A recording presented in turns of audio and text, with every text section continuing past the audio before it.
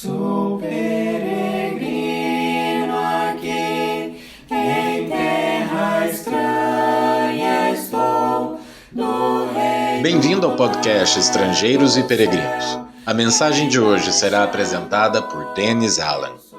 Hoje vamos refletir sobre refúgio no templo do Senhor. Se você perdeu a mensagem de ontem, episódio 461, seria interessante voltar e ouvir, porque a mensagem de hoje é uma continuação do mesmo tema. Quando Deus deu ao seu povo símbolos religiosos, era importante demonstrar respeito. Ele exigia todo cuidado ao se aproximar dos móveis sagrados e do próprio templo do Antigo Testamento.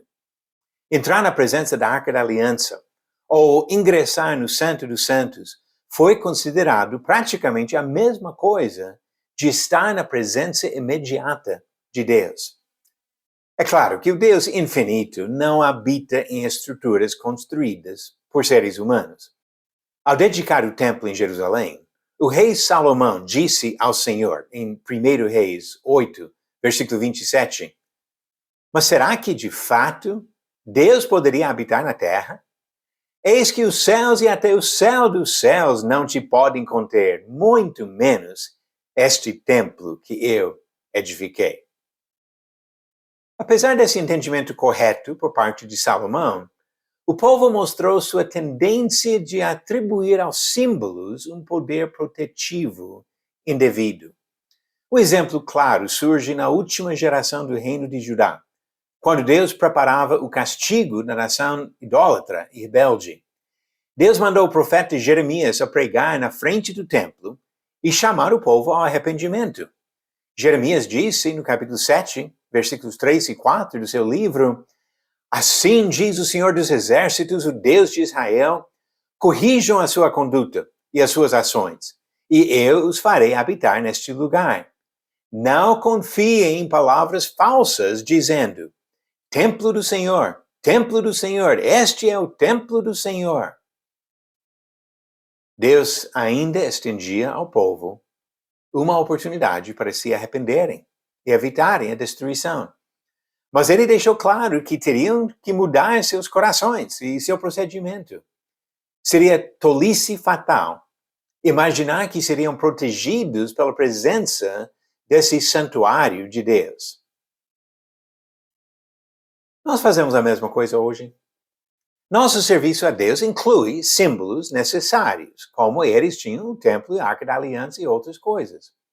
O batismo simboliza o sepultamento, um passo necessário para receber perdão dos nossos pecados, como diz Pedro em Atos 2:38 e Paulo em Romanos capítulo 6, do versículo 3 a 6. Mas acreditar que tem segurança eterna só porque se batizou seria cometer o mesmo erro. Outro exemplo, os elementos da ceia do Senhor representam o corpo e o sangue de Jesus. É importante participar dessa celebração com seriedade.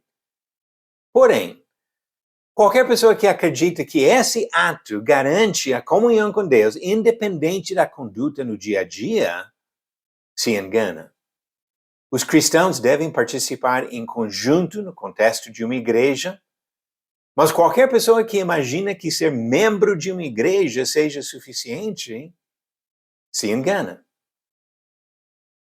Nós precisamos obedecer às instruções de Deus sobre a salvação, sobre a adoração, mas nossa relação com Ele depende também da caminhada no dia a dia, em submissão ao Senhor. Não confiemos em palavras falsas. Você conseguiu acertar a pergunta de ontem? A prisão de Paulo e Silas em qual cidade da Europa resultou na conversão do carcereiro?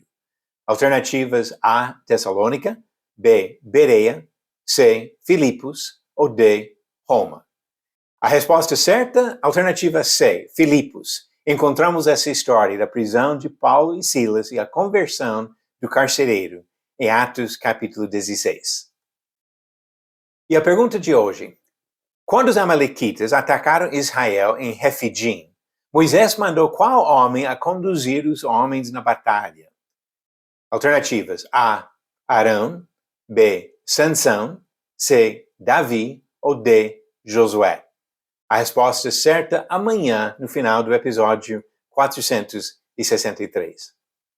Deus nos deu alguns símbolos que são importantes em nosso serviço a Ele, mas Ele quer, principalmente, a transformação dos nossos corações, para que possamos andar com o nosso Senhor todos os dias e chegar ao destino eterno na presença do nosso Criador.